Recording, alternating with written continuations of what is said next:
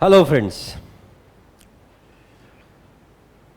1 जुलाई 2023 को आईसीएआई ने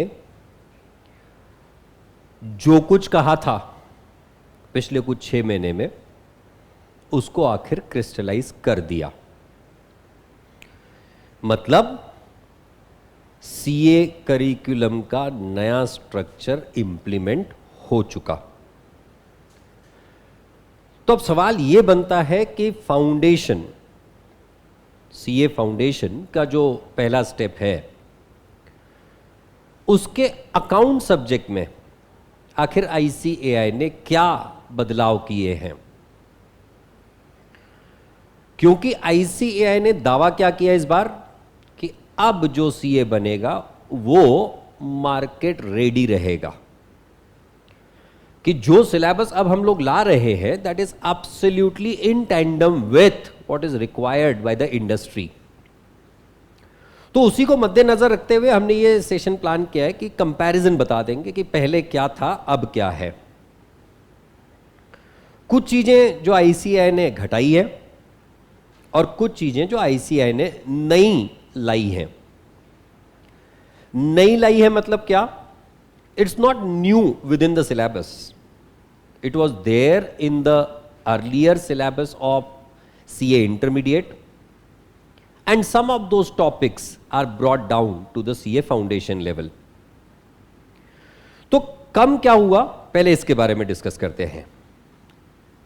अब तक जो अकाउंट्स का सिलेबस था वो टोटल 10 चैप्टर्स में डिवाइडेड था। इन 10 चैप्टर्स में से चैप्टर 1 जो थ्योरेटिकल फ्रेमवर्क था, थियरी जो थी, that is continued as such. इसमें एक अकाउंटिंग टर्मिनोलॉजी ग्लॉसरी नाम का चैप्टर था, यूनिट था, वो इन्होंने आखिरी में डाल दिया है। चैप्टर 2 जो अकाउंटिंग प्रोसेस से रिलेटेड था, अकाउंटिंग प्रोसेस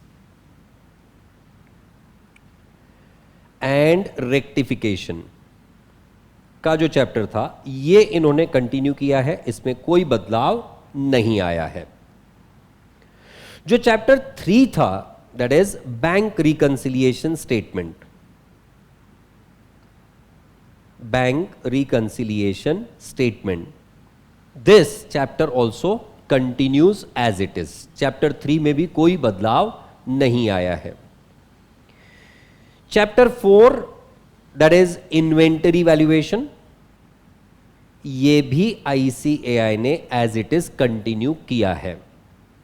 इसका भी syllabus, the internal parts have remained same. Even chapter 5 depreciation, this also continues to remain same. मतलब आईसीएआई के सिलेबस के करंट स्ट्रक्चर में, ओल्ड स्ट्रक्चर में जो चैप्टर 1 से लेके चैप्टर 5 थे वो जैसे के तैसे चल रहे हैं, चलते रहेंगे। तो बदलाव कहां आया? बदलाव आया चैप्टर नंबर 6 में। चैप्टर नंबर 6 में 5 यूनिट थे, unit 1, unit 2, unit 3, unit 4, unit 5। Unit 1 था बिल्स ऑफ एक्सचेंज, यूनिट 2 था गुड्स ऑन अप्रूवल, यूनिट 3 में था कंसाइनमेंट, यूनिट 4 था एवरेज ड्यू डेट और यूनिट 5 था अकाउंट करंट। बदलाव क्या? यूनिट 2 से लेके यूनिट 5 तक डिलीट कर दिया गया। This is no more the part of syllabus for CA foundation. ये चारों चैप्टर डिलीट कर दिए गए हैं और चैप्टर नंबर 6 को डायरेक्टली हेडिंग दी गई है बिल्स ऑफ एक्सचेंज। तो नए सिलेबस में डायरेक्टली मॉड्यूल 1 में चैप्टर 6 रहेगा बिल्स ऑफ एक्सचेंज। उसके फर्दर पार्ट्स जो यूनिट्स थे वो डिलीट कर दिए गए। फिर ये था सारा मॉड्यूल 1 में। आईसीएआई के अकाउंट्स के सिलेबस में 2 मॉड्यूल हुआ करते थे, मॉड्यूल 1, मॉड्यूल 2। कुछ पार्ट्स मॉड्यूल 1 में थे, कुछ पार्ट्स मॉड्यूल 2 में थे। तो मॉड्यूल 2 में चैप्टर नंबर 7 था final accounts, that continues to remain same, सिर्फ इसको शिफ्ट करा दिया गया मॉड्यूल 1 में। मतलब यह हुआ मेरे बच्चों कि टोटल 7 चैप्टर्स पे 50 मार्क का पेपर बनने वाला है। चैप्टर 1 से लेके चैप्टर 7 तक नए स्ट्रक्चर में इंक्लूडिंग फाइनल अकाउंट 50 मार्क का पेपर बनेगा। अब फाइनल अकाउंट्स में वही कंटिन्यू किया इन्होंने, final accounts for the non manufacturing concerns, final account for manufacturing concerns, उसमें किसी भी तरह का बदलाव नहीं है। अब ये तो हो गया क्या डिलीट हुआ, अब एंट्री किस किस की हुई। तो चैप्टर नंबर 8 पे आ गया एनपीओ, जो था है as it is, not for profit making organisation, उसके फाइनल अकाउंट्स फाइनेंशियल स्टेटमेंट जो हम लोग पहले बना रहे थे अभी भी बनाएंगे। चैप्टर 9 पे आ गई न्यू एंट्री, और वो है the incomplete record, the completion of incomplete records. मतलब इसे हम लोग आम भाषा में सिंगल एंट्री सिस्टम कहते हैं, सिंगल एंट्री अकाउंटिंग कहते हैं।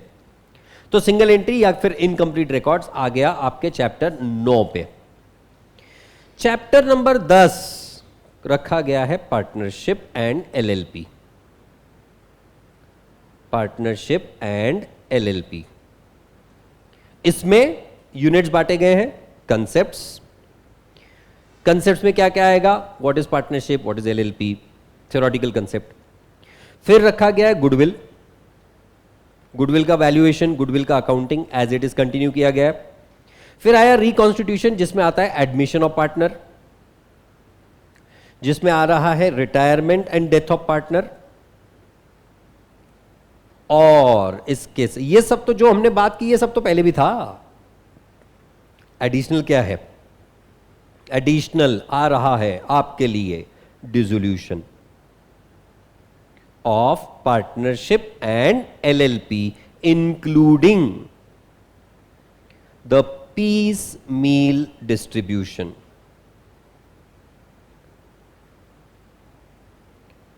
piecemeal distribution मतलब थोड़ा थोड़ा करके हम लोग रोज खाएंगे, दैट इज piecemeal distribution। तो ये हो गया पार्टनरशिप में एंट्री हुई है सिर्फ डिसोल्यूशन ऑफ पार्टनरशिप्स की, बाकी सारा जो था वैसा ही है। एंट्री नंबर चैप्टर नंबर 9 की एंट्री हुई, चैप्टर नंबर 10 के यूनिट नंबर लास्ट की एंट्री हुई। अब और क्या ऐड किया आईसीएआई ने, इसके अलावा एडिशन हुए हैं कंपनी अकाउंट्स में। जिस तरह से मैं इस सिलेबस को देख रहा हूं, ऑफ कोर्स मॉड्यूल 2 50 मार्क के लिए है, इसमें से चैप्टर नंबर 10 और चैप्टर नंबर 11 लगभग 30 से 40 मार्क के लिए पूछा जाएगा, और चैप्टर नंबर 8 और चैप्टर नंबर 9 मिला के will be 10 to 15 marks in the new syllabus. That means June 2024 onwards की बात कर रहा हूं मैं। कंपनी अकाउंट्स में अभी तक था हमारे पास बेसिक्स, वो कंटिन्यू कर रहे हैं। Issue of shares and debentures, ये भी कंटिन्यू हो रहा है। इसके अलावा forfeiture and re issue of shares, ये भी कंटिन्यू हो रहा है। And re issue of shares, यहां तक कोई दिक्कत नहीं, कोई एडिशन नहीं, कोई डिलीशन नहीं। ऐड क्या हो रहा है, issue of bonus and right shares. इसके लिए जो अकाउंटिंग एंट्रीज होती हैं, इसके लिए जो कंपनीज एक्ट में प्रोविजंस बनाई गई हैं, that is covered in that issue of bonus and right shares. और उसके साथ क्या ऐड किया है, इसके साथ ऐड किया है रिडम्पशन। किसका रिडम्पशन, प्रेफरेंस शेयर्स का और डिबेंचर्स का। Redemption of preference and preference shares and debentures, उससे रिलेटेड जो अकाउंटिंग है that is covered with in the syllabus of the new structure, that is in the company account chapter number 11 by the ICAI. अब maximum चीजें अगर आप observe करो maximum अगर आप ऑब्जर्व करोगे तो एडिशन क्या हो रहा है यहां पे, issue of shares, redemption of preference shares, dissolution including the dissolution of LLPs, piecemeal distribution, incomplete records.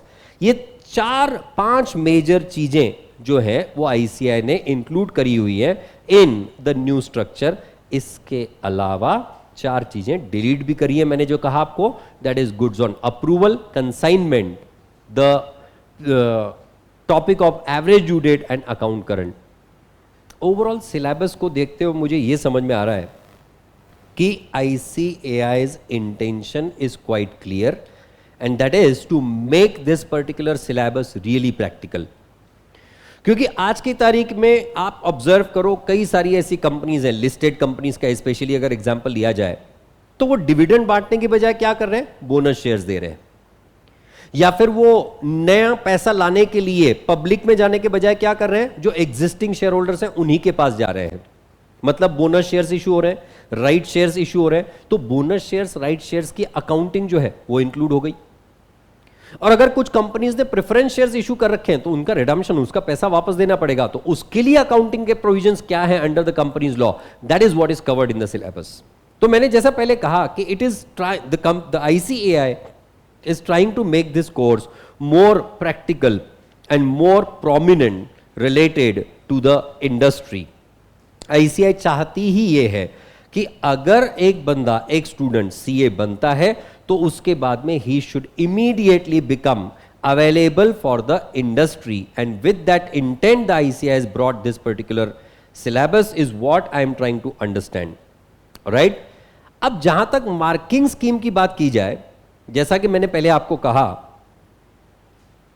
The marking scheme अब तक के वेटेज ICAI ने प्रोवाइड नहीं किया है, राइट? पर जिस तरह से मैं सिलेबस को, इन मॉड्यूल्स को देख रहा हूं, मेरा अंदाज बहुत क्लियर है और मैं ये हालांकि ये आप श्योरली ऑब्जर्व भी कर पाओगे कुछ दिनों के बाद कि ICAI is clearly up to making 50 marks का मॉड्यूल 1, 50 मार्क्स का मॉड्यूल 2, और अगर ऐसा है तो उसी में 50 मार्क का जो मॉड्यूल 2 है उसमें वेटेज ज्यादा हमेशा कंपनी अकाउंट और पार्टनरशिप को रहेगा, और मॉड्यूल 1 में हमेशा वेटेज रहेगा to the first 4 chapters, that is chapter 2, chapter 3, chapter 4, chapter 5, क्योंकि चैप्टर 6 यहां तक का weightage will be around 25 marks, और 25 marks will be allocated to, or 20 marks will be allocated to final account ka chapter.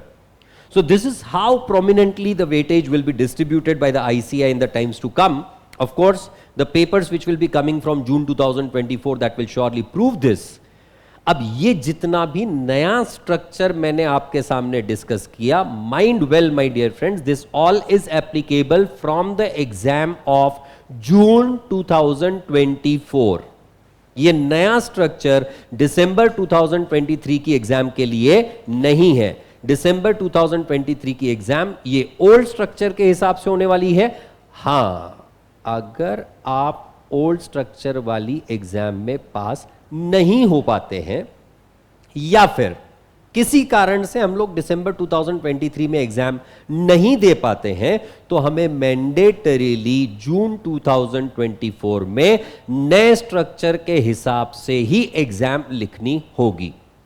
तो सवाल यह बनता है सर कि अगर मैं ओल्ड स्ट्रक्चर में था, अब मैं न्यू स्ट्रक्चर में आ रहा हूं, तो मुझे कितना ज्यादा पढ़ना पड़ेगा या कितना एडिशनल पढ़ना पड़ेगा? भाई पहले जो पढ़ा था ना उसको वापस से पढ़ो, और उसके अलावा you will be required to do the studies of approximately 20% of the syllabus, right? So this is what is about this new structure and the subject of accounts. बहुत बड़े बदलाव नहीं, पर जो है बहुत इंपॉर्टेंट है। इसके अलावा कोई भी अपडेट्स होंगे तो श्योरली हम आपको प्रोवाइड करते रहेंगे, और इसके अलावा अगर आपकी कोई भी क्वेरीज होगी तो आप इस पोस्ट पे, इस वीडियो के नीचे जो कमेंट बॉक्स है उसमें आप कमेंट करके आपकी क्वेरीज लिख सकते हो। You will surely get the solutions to that. Thank you very much.